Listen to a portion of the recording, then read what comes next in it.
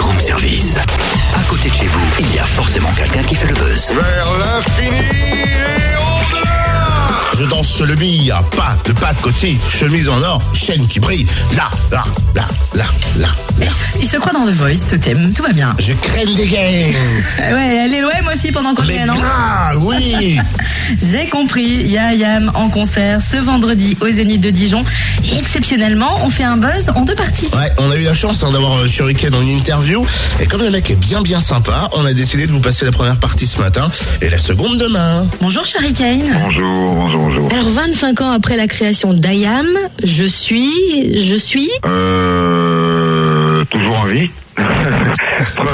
preuve est désormais faite. Et IAM, toujours là, mais quand je dis toujours là, c'est toujours là dans l'esprit qu'on nous connaît, dans l'esprit critique qu'on nous connaît, dans la manière de mettre le doigt sur des choses qui nous déplaisent, d'ouvrir nos gueules aussi, parce qu'on écrit beaucoup en réaction. Et 25 ans après, la rumeur persiste toujours de vouloir devenir des indépendantistes autonomes marseillais.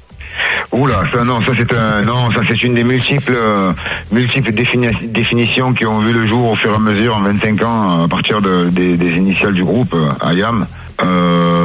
Il y avait une revendication, alors il y avait une revendication à ce niveau-là, elle était plus au niveau culturel. La véritable, c'est le nom qu'on a choisi, c'est IAM, je suis, c'était par rapport à, vous savez, c'est lors du défilé pour la marche des Noirs aux États-Unis, sur la pancarte, on avait repris ces lettres là pour trouver le message très fort et applicable à beaucoup de communautés ou à beaucoup de gens tout court. D'ailleurs, pendant tout ce temps, les origines, les repères sont restés.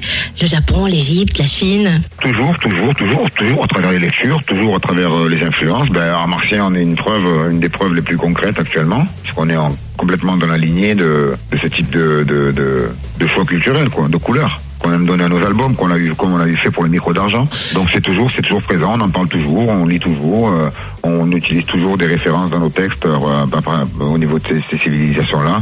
Voilà, c'est vrai que ce sont des passions qui étaient là déjà bien avant la musique et dont on a commencé à parler à travers certaines paroles, et ça c'est devenu on a commencé ensuite à appliquer ce qu'on appliquait aux paroles, à appliquer à la musique avec des échantillons de musique ethnique, des voix, des choses comme ça, et c'est devenu notre marque de fabrique. C'est complètement à l'image de la ville où nous on a grandi, hein. On s'est jamais posé la question de savoir si les ethnies telle ethnie pouvait être à côté de telle ethnie. Nous on a vécu avec 50 millions de religions, hein. On a grandi avec 3-4 religions par quartier, par cité, par immeuble. Donc pour nous, on a toujours écouté ces musiques-là.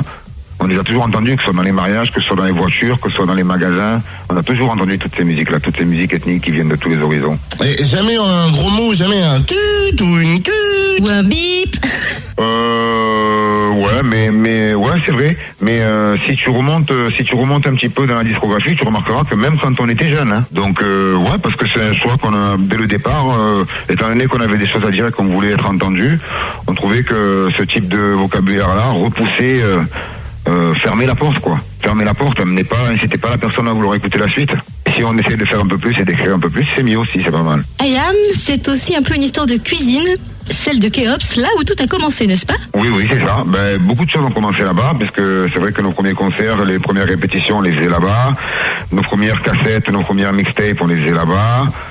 Nos premiers albums, nos premiers enregistrements, on les a fait là-bas. Moi, j'ai enregistré où je vis tout l'album devant avec le chauffe-eau à 20 cm de ma gueule. Non, on avait mis une couverture en plus, parce qu'il fallait pas que ça résonne. Merci Shuriken. IAM en concert donc vendredi soir au Zénith de Dijon. En première partie, un rappeur dijonnais, Cyr. Et la deuxième partie de l'interview, c'est pour quand? C'est demain, 6h10 sur Fréquence Plus.